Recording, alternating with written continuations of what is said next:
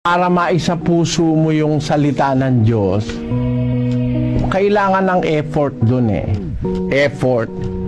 Yung lagi mo siyang iisipin, ang tawag dun sa Biblia, pagbubulay-bulay. Basahin natin yung awit 1-2. Kundi ang kanyang kasayahan ay nasa kautusan ng Panginoon, at sa kautusan niya nagbubulay-bulay siya araw at gabi. Sabi sa Biblia, kung ang kasayahan mo nasa kautusan, at sa kautusan nagbubulay-bulay ka araw at gabi.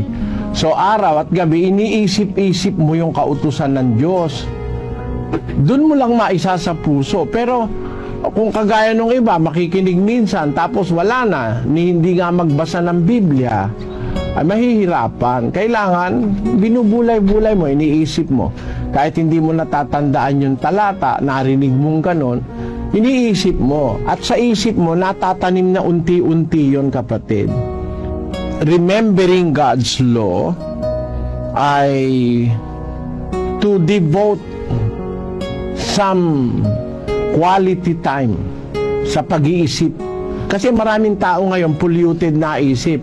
Ang naisip lagi, pera, paano kaya ako magkakapera, paano kaya dadami pera ko, paano ko kaya makikilala si